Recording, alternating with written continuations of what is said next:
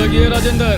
দক্ষিণ ভারতীয় চলচ্চিত্র ইন্ডাস্ট্রির বা তামিল সিনেমার অন্যতম শীর্ষ ও অপ্রতিদ্বন্দ্বী মেগাস্টার থালাপাতি বিজয়, যার প্রতিটি সিনেমা বক্স অফিসে শত শত কোটি টাকার ঝড় তোলে। তবে এবার আর এই জনপ্রিয় সুপারস্টারের কোনো নতুন অ্যাকশন ধামাকা নয়, বরং বড় পর্দায় লাইট, ক্যামেরা আর অ্যাকশনের দুনিয়ায় সম্পূর্ণ এক নতুন ইনিংস শুরু করতে যাচ্ছেন তারই উত্তরসূরি জেসন সঞ্জয়। তবে বাবার মতো ক্যামেরার সামনে মারদাঙ্গা অভিনয় বা রোমান্টিক হিরো হিসেবে নয়, বরং ক্যামেরার পেছনে গল্প বলার গুরু দায়িত্ব নিয়ে একজন চলচ্চিত্র পরিচালক হিসেবে রূপালী পর্দায় নিজের ক্যারিয়ারের খাতা খুলছেন সঞ্জয়।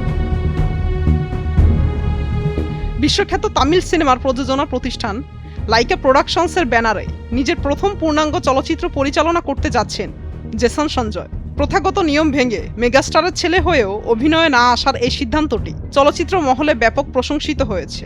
জেসন সঞ্জয় এক সাক্ষাৎকারে স্পষ্ট জানিয়েছেন যে তার এই পথ চলায় বাবার অসামান্য জনপ্রিয়তা বা স্টারডমের সাথে কোনো ধরনের প্রতিযোগিতা বা তুলনা করার অবকাশ নেই। তিনি বাবার চেনা জৌলুসের ছায়া থেকে সম্পূর্ণ মুক্ত থেকে নিজের মেধা ও চিন্তা দিয়ে চলচ্চিত্রাঙ্গনে একজন সফল ও স্বতন্ত্র পরিচালক হিসেবে নিজের জাত চেনাতে চান।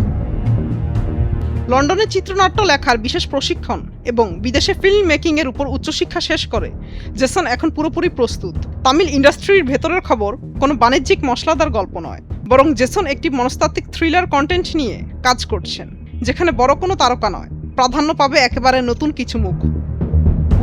সাধারণত মেগাস্টারদের সন্তানেরা যেখানে বাবার তৈরি সাম্রাজ্যে সহজেই রাজত্ব করতে চান, সেখানে লাইমলাইটের ওপারে দাঁড়িয়ে জেসনের এই একক ও ভিন্নধর্মী মেধা যাচাইয়ের লড়াই বিশ্ব সিনেমার বাজারকে এক নতুন বার্তা দিচ্ছে। আর তাই সুপারস্টারের নামের মোহ ছেড়ে জেসন সঞ্জয়ের এই একদম ভিন্ন আঙ্গিকের সাধারণ পরিচালনা ঢালিউড কিংবা দক্ষিণ ভারতের বিনোদন বাজারে কন্টেন্ট নির্বাচনের এক নতুন দ্বার উন্মোচন করতে চলেছে। মুক্তা আমিন, ভোরের কাগজ।